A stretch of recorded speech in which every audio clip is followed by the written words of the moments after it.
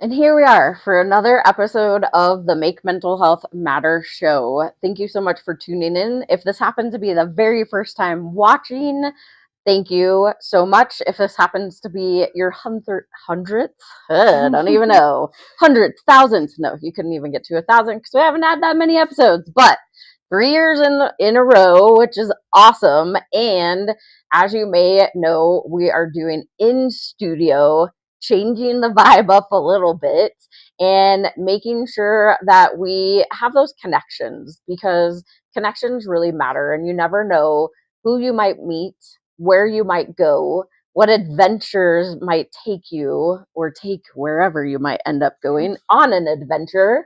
I don't know about you, but I really like to take adventures. And that's why I'm excited to have my guest today, Coleen, and she's going to tell you a little bit more about her adventure and her business. But let me share a little bit of information about her first. So, Coleen Caraway, she is originally from Dallas, Texas. She moved to Colorado on a whim in 2018, and she fell in love with the mountains and decided to stay. She owns Danu's Wardrobe, an independent bookstore and event space where everyone can find adventure. She enjoys creating community, reading, and working with other local businesses.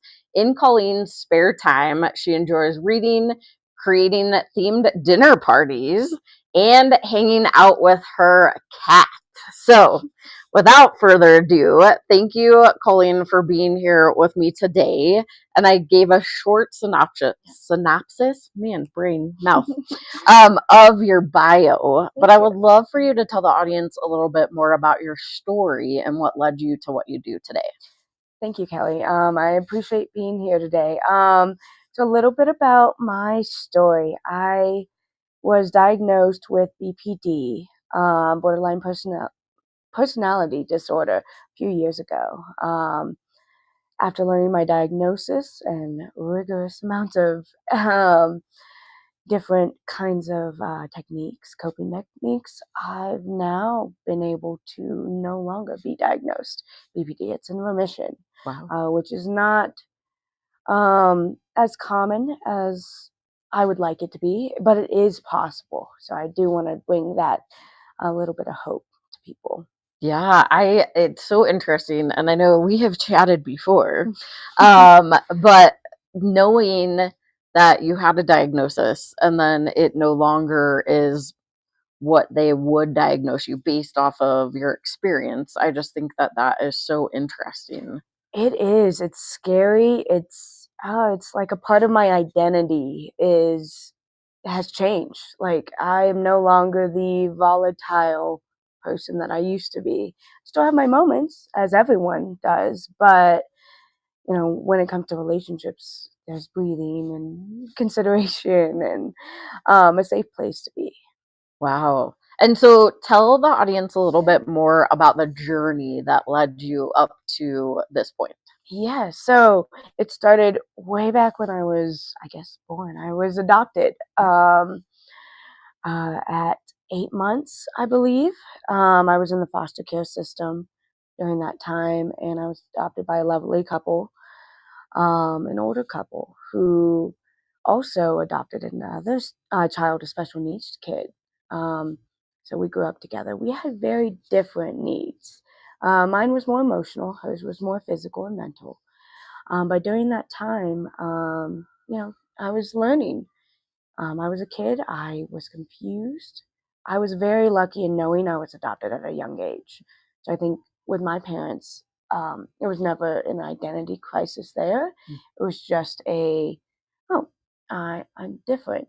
And learning as a kid, I was bragging about it. Of course, my parents chose me; they had to put up with you, kind of thing. But during that time, I was around 7 or 8. I started acting out, as any kid usually does. But it was a little bit more extreme. I was dealing with abandonment issues, feeling like my parents weren't my parents, trying to figure out my place in the world. And during that time, my parents actually had me in talk therapy. And then also, I was put on medicine pretty early, mood stabilizers and other different kinds of medicines. I think just based on my experience, it was way too early for me to start on that. This was in the 90s, so there was different methods and less awareness of BPD. And during that time, I was diagnosed as they wouldn't officially diagnose me as bipolar, but it did run in my family. So that was the leading, I guess, cause of what we would do, or what we were working on, and figuring out what behaviors were triggered and things like that. So was it on your birth side that? Yeah. Oh, okay. Yeah, definitely on my birth side, on my birth mother's side. I'm not sure on my father, but I'm sure that there's mental health issues there as well. Gotcha.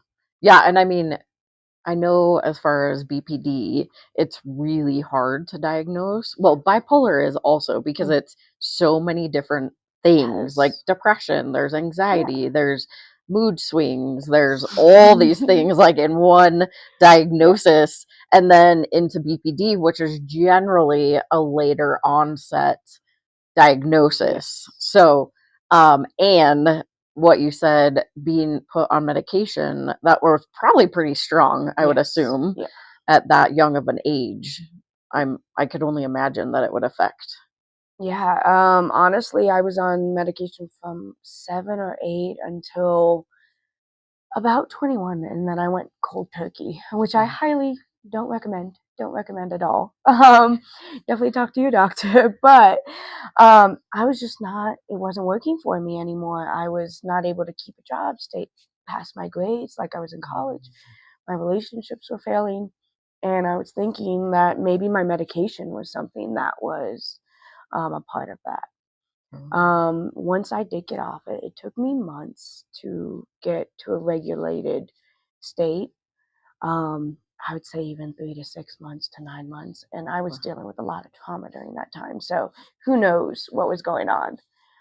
But I was able to, like, once I got out of what I like to call the fog, the woods, I was able to keep a job. I maintained a relationship for 7 years.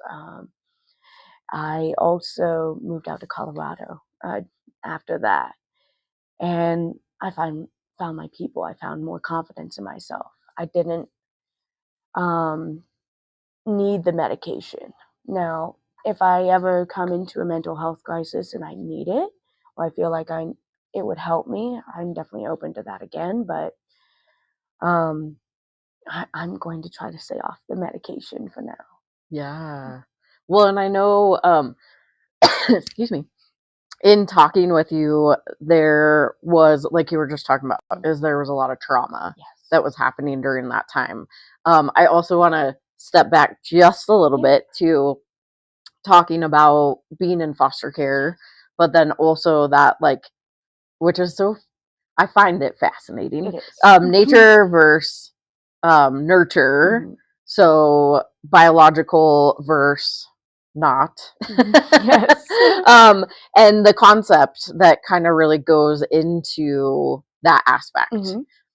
So tell me a little bit more about what your thought process is as related to that. Yeah, so I strongly believe, just based on my experience, that foster care was pivotal in my mental health. As a baby, I was taken away from my mother from the hospital. I did not get the, I guess, certain care that most babies have, which means you're held a lot, or, you're able to cry and get something or get fed. I did not get that. So in my adult life, I'm noticing that the fallback is that I'm having some trouble with being touched sometimes. So that is one of the major, I guess, side effects of that. I've even talked to doctors about this, where they told me, because I was not held enough as a child, based on my circumstances, that it, it wasn't, I was having trouble with that now.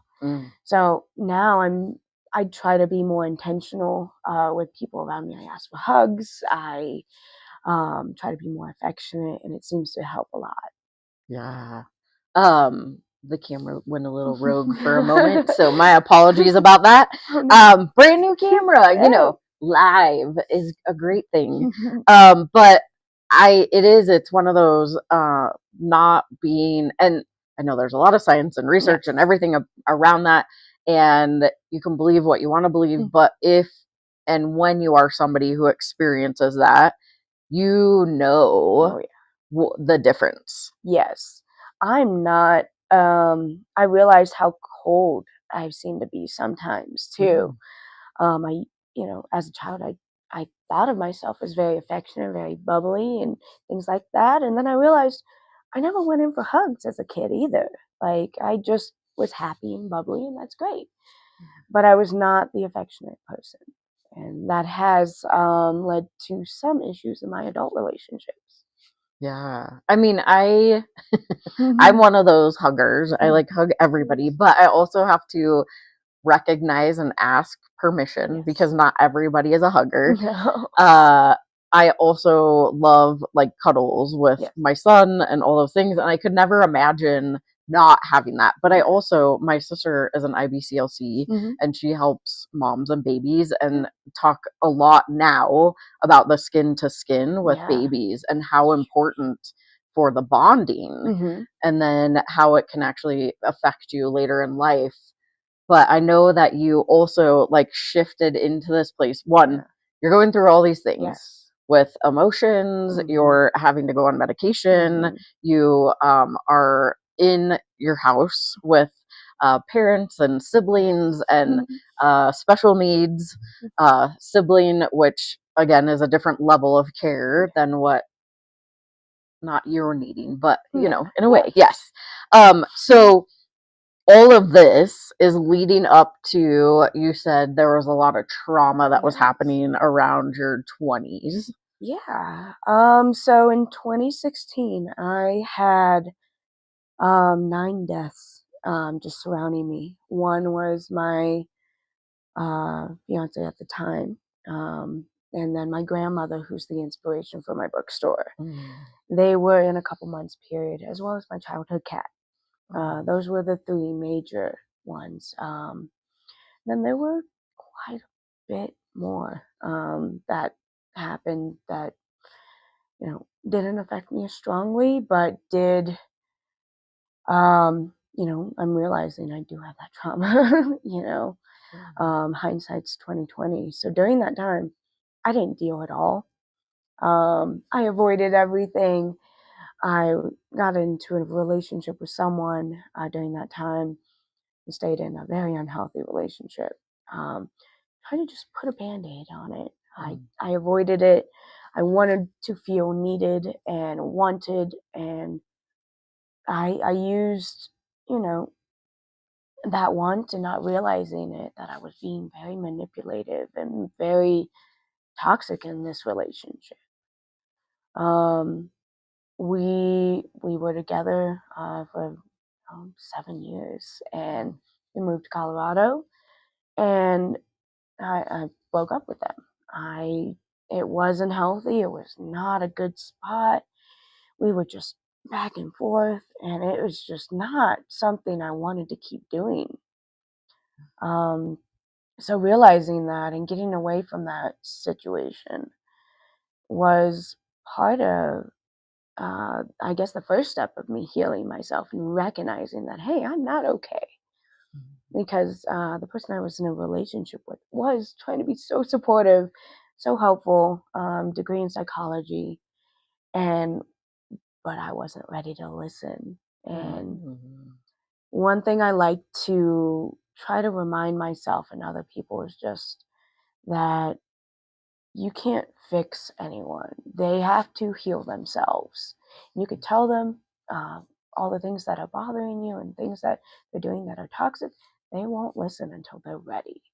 And you have to decide whether or not you want to stick around and deal with what's going on, if that's healthy for you, or is it time to walk away? Yeah. Me walking away was probably the best thing that has happened to me.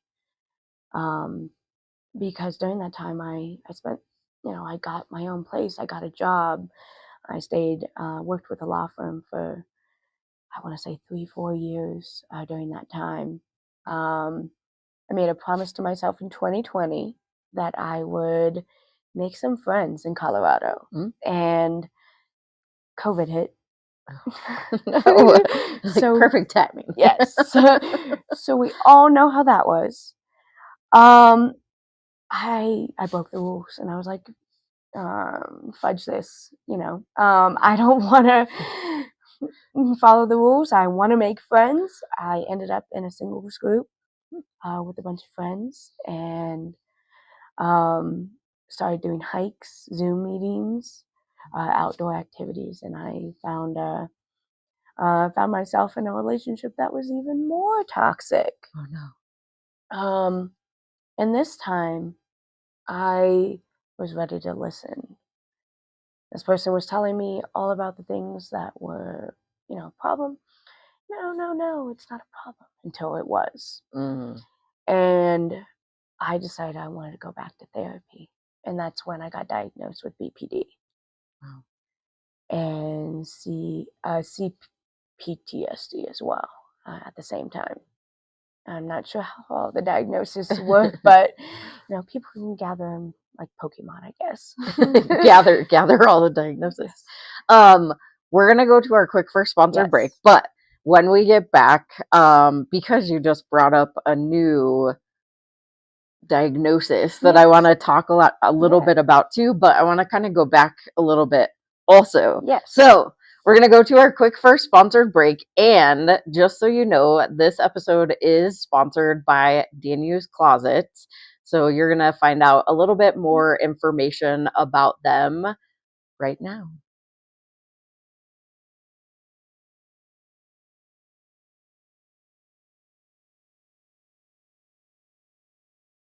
Danu's Wardrobe is an independent bookstore and event space where everyone can find adventure. We specialize in used books, independent comics, and events. As we look for a new commercial space, we host and attend pop-ups around the Denver area. We can't wait to continue the magic. You can view our website at www.danuc.net or contact us at danuwardrobe@gmail.com for more. Hi, Laura Cross, your host for Mindful Mondays, every Monday at 1 p.m. Central Time, where you can embark on a transformative journey of self-care and ultimate happiness. Tune in to the Voyage to Vitality channel on the Achieve TV network. Mindful Mondays with Laura Cross. Be there, be mindful, and join us on E360 TV. Hi, Hi, I'm Ann Scotland, the host of Global Socialpreneurs. Join the experts, 12 p.m. EST on the Fresh Takes TV network for the best advice on social entrepreneurship. Join us here on E360 TV. And like that, we're back. Back in studio. If you're just joining the Make Mental Health Matter show, thank you so much for joining and watching. My guest for today is Coleen, and my camera keeps going back and forth. It's so fun. New technology. Stop tracking. Okay. This is the fun part about live TV is that you get to play around with all the tech support and make sure that it's actually working or not working. I always say that it's better to get out the information and be perfectly imperfect than try to be perfect. So, sorry if you are all over the place and the camera's all over the place. We'll get it worked out. But the important part is that if you miss the first part of make sure you go back, because Coleen shared a lot of information more specifically around what she's been through, what her story is, and why she is doing what she is doing now. So you had mentioned that you were in a toxic relationship, and then you moved into an even more toxic relationship. But what I am gathering from you is that it wasn't the other person, it was actually you that was creating the toxicity. Is that the word I'm thinking? Yeah, the toxicity. Yeah. So I do believe in this more toxic relationship. I was coming to the realization of some of my behaviors were not okay. And learning about that and why. Like, it didn't make sense to me. I've never been in a relationship that someone wanted me to be better. That being said, I went back to therapy, started doing things differently, cut back on, drinking, things like that, COVID. And as that relationship continued, I started realizing I have no boundaries. And so I wanted to start making those boundaries. One of them, in this relationship, I was basically taking care of someone else's kid. I wasn't the mom. I'm not the mom. And during that time, I was doing homeschool. I was working on my job. I was also working on this person's business, and realizing nothing I was doing was good enough. And so my thought is, if it's me, I can control it. These are the things I can control. Finding out later that there were things that were not in my control, like other people. And the fact that I was taking on responsibility that was not my job or duty. And then also feeling guilty when I wasn't able to because of my mental health. I was doing an intensive outpatient program towards the end of the relationship. And it was 3 months, 3 days a week. I believe it was 2 to 3 hours each time, and just in homework. I was desperate. I was confused. Why wasn't anything I'm doing working? I realized at that point it wasn't me. The person I was in a relationship was had a drug problem at the time, which also led me to taking care of the kid more and more. And then I put down a boundary of I don't want to be around when there's going to be drug use. And I got told that that is not acceptable. It's my fault that he did drugs and that I have to be there to watch the kid while he does drugs. No. Shortly after that, he brought in his son's mom to live with us and her husband and her other 2 kids. Wow. And during that time, I was still taking care of the kids. I had my own place. I was slowly making an exit plan. But I still enmeshed. That's how those toxic relationships happen. And then there was an incident around Christmas where there was physical violence. And I asked for a friend for help. And I went no contact, actually. During that time, that person stalked me for months, still does. And I, I lost all contact with the kids, and it's been about 2 years now. And I had to make a choice of whether or not I was going to allow this person to control me and my actions. One of the things was I started dating someone who we had a relationship, and it was someone I wanted to be with, and it was healthy when it first started out. But due to this previous relationship, I was bringing in a lot of negative energy, a lot of negative, toxic behaviors that I thought I beat, and I didn't. So I'm still learning in this relationship.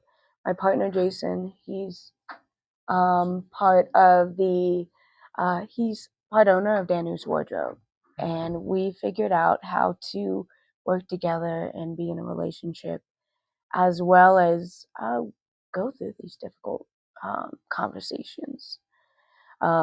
We still have our moments, as does everyone, but I think when it really comes right down to it, we focus on repair now, and focus on how we could have done better, and talk about it instead of sweeping it underneath the rug or making it other people's fault or each other's fault. It's us against the problem. So that's kind of how, like, our business has been able to thrive. We've been able to pivot through many different obstacles. And no matter what's going on with our lives, we're able to come together and show up. Nice.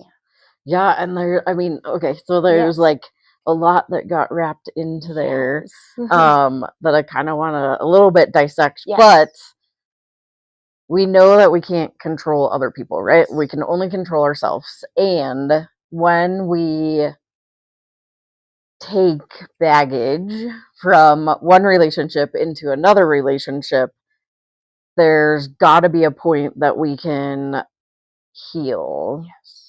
And it sounds like there wasn't a ton of space still to be able to do that. I also want to kind of shift back to, you talked about it's CPSD? Yes, complex PTSD. What specifically, I mean, I know what PTSD is, and I get the complex part of it, but can you explain to the audience a little bit more about what that is? Yeah, so the way it was explained to me was that I had repeating traumas over and over that now cause me to react during certain situations. What I find now is I'm able to see those moments come up and breathing. That is like my number one way of coping right now. It's just in my daily life is if I see something, I feel something, feel that tightness in your chest, I have to breathe. And give that moment some space, because it's a feeling.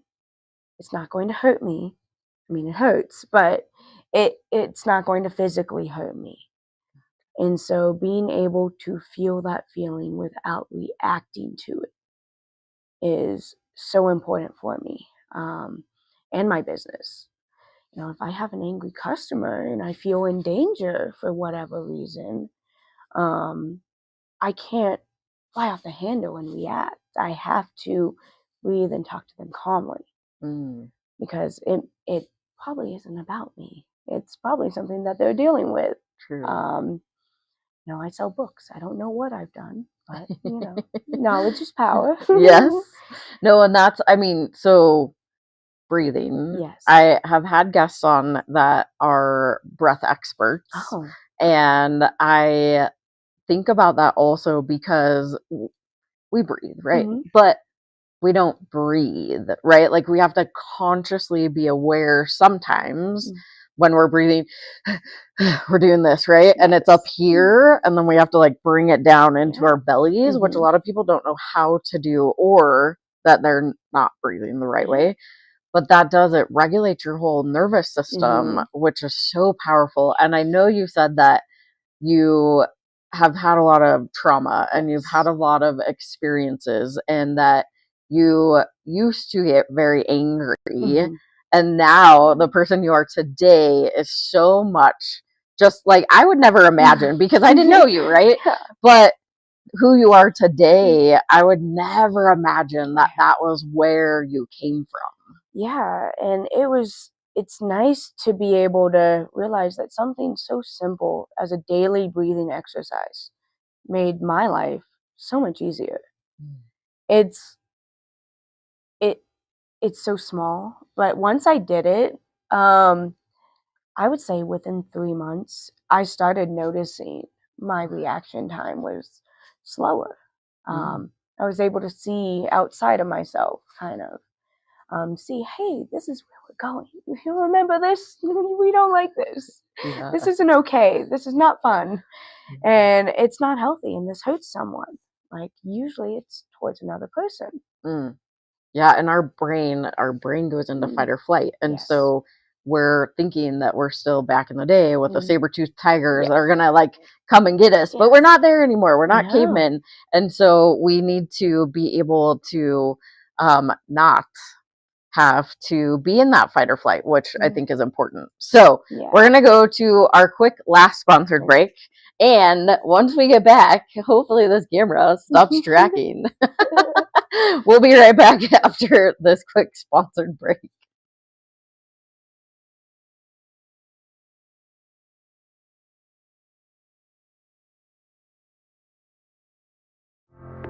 $1,917 people die daily from suicide globally. I lost my middle sister, Carrie, to a completed suicide on February 20th, 2017. How does Make Mental Health Matter save lives?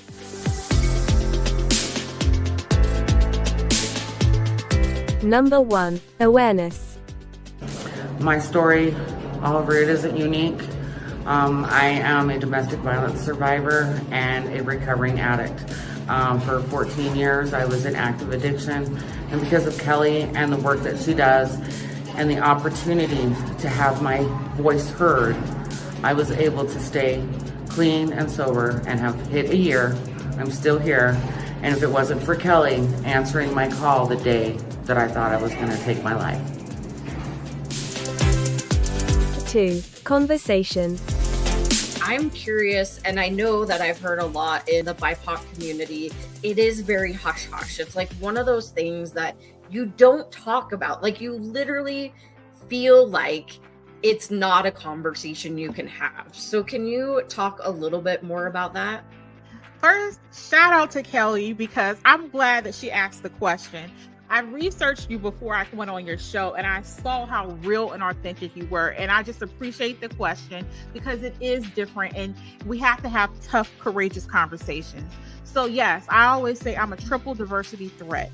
I'm a Black woman with multiple disabilities. Now, I'm not really a threat, but to other people, I may be, because people fear the unknown and what they're uncomfortable with. Number 3. Education. Kelli's passionate commitment to mental health awareness is a beautiful thing. It's clear in her social media posts, it's clear in the resources that she puts together, in the activities that she provides, her collaboration with organizations, and the consistent way that she continues to deliver a message, encouraging people to understand that they can share openly and to break the stigma around mental health.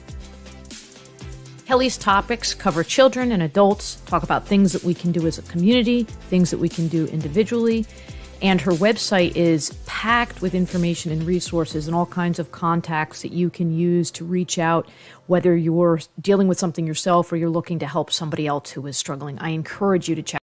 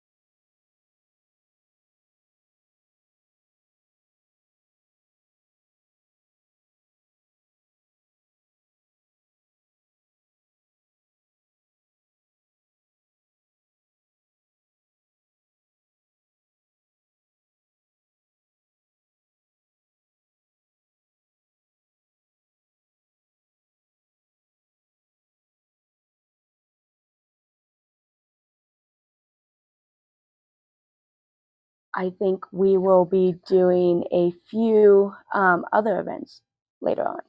Amazing. And I just realized that I had us on mute. So that was super. We've had some technical difficulties here and recently. So we're going to rewind for that pause in the break that you didn't hear anything. Oh, goodness gracious. All right, let's rewind this because that was a lot of really great information and you need to hear this. So Coleen and I, after that break, we came back and we were on mute because I wanted to make sure that we didn't have any of that going over the commercials. Oh man, the tech. So you got a little pause in what you're hearing. And I know if you're listening to this on radio, you're like, why is there so many pauses? So we're going to rewind. This is my rewind, right? I wish we could like rewind. Anyways. So Coleen and I have really been talking about her journey, her story through foster care into adoption with her sibling who has disability, and then also the diagnoses that you got with complex PTSD and starting with bipolar into personality disorder, BPD, and just having all of these happening, but shifting into Danu's wardrobe, which I'm just gonna have her come back like multiple times because we'll just do this over and over and over. It's a lot of practice, you know. Yeah. It makes it real, I guess. It is. And I'm really enjoying myself, so it's a good time. We're just gonna laugh about it because it's funner that way. Yes. So let's start again. Yeah.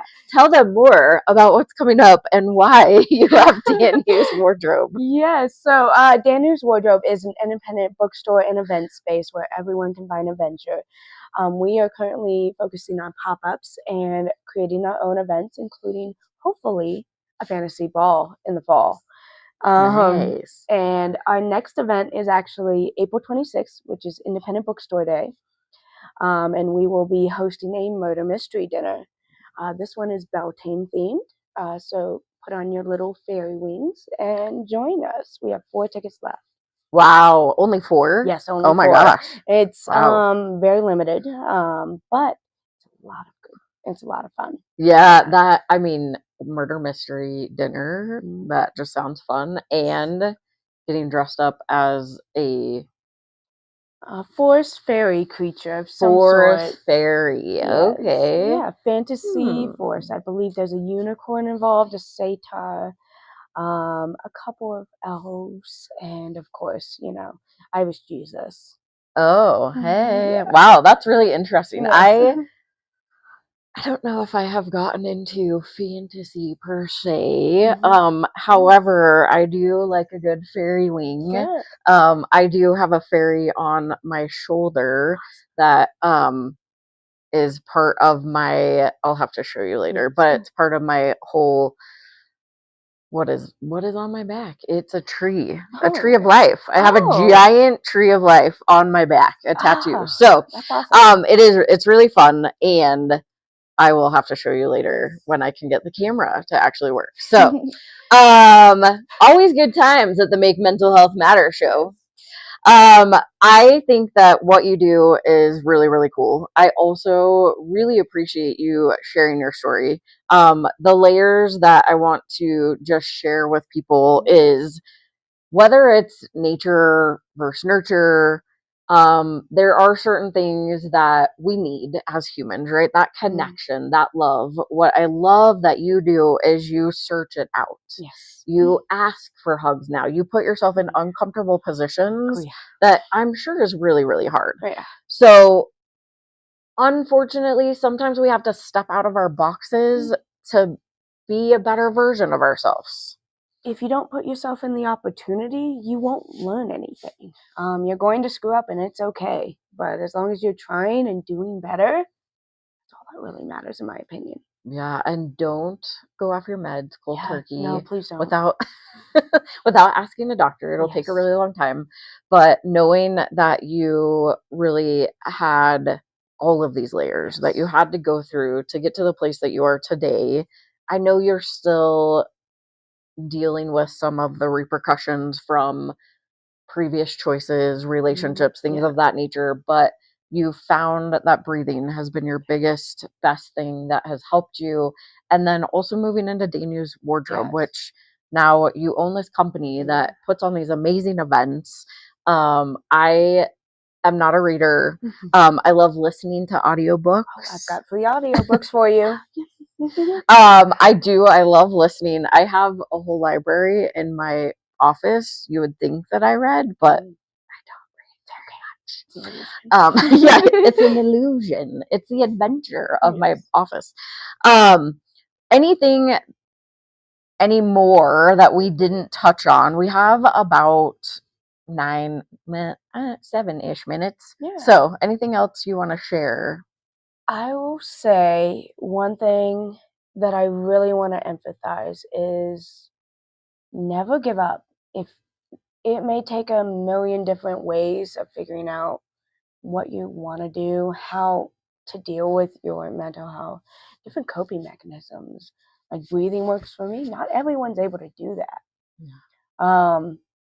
Just keep trying because it matters, and it's hard work, but it's worth it. Like, I feel happier now that I'm working on my mental health. I'm more aware of it than I was silly and delusional and everything's fine.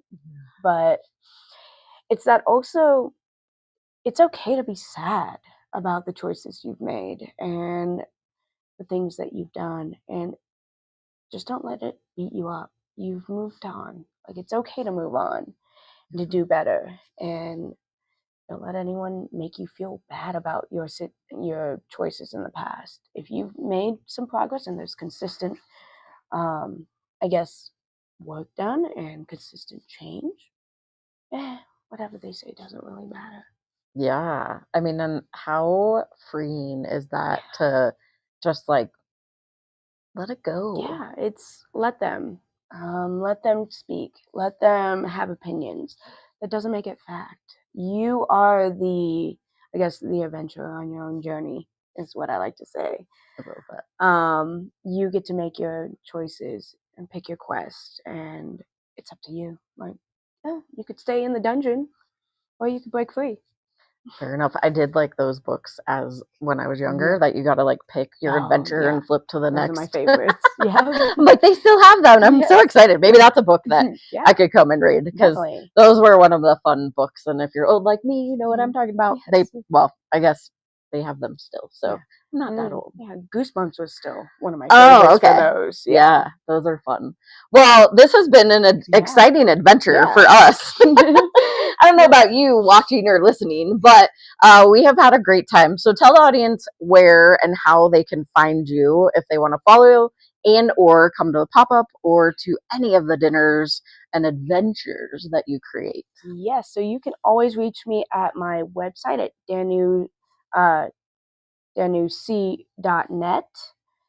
And also, we're on all social medias, DANU_S Wardrobe.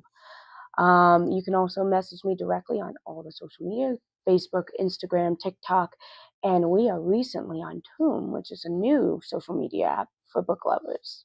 Tome? Yes, TOME. Brand new. TOME. There you go. So if you want to reach out and you want to find an adventure, make sure you reach out to Coleen and go to Danu's Wardrobe. You can also go back and watch the little video that was in here so that you have the information, but it will all be in the comments too, and you can reach out. But whatever adventure you choose to go on, it should be fun and enjoyable. And no matter what you have gone through in your life, it doesn't define you. There are many, many adventures that we can go on and ways that we can choose. And that is our choice. And that's the coolest part about being human. We can go through lots of experience, and there's a lot of hope on the other side. And you may find some tools and some techniques that really, truly help you along the way. Whatever you happen to do. Come back. It's like an adventure here. Like that's all the time. I think that our conversations have been the most adventure. Yes. So I mean, you gotta watch to get the adventure to happen. Either way, come back next week. I go live every single Monday at 5 p.m.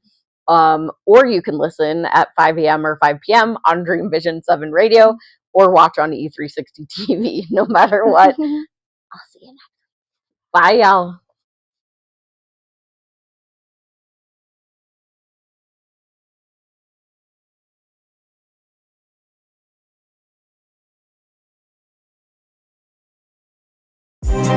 y'all.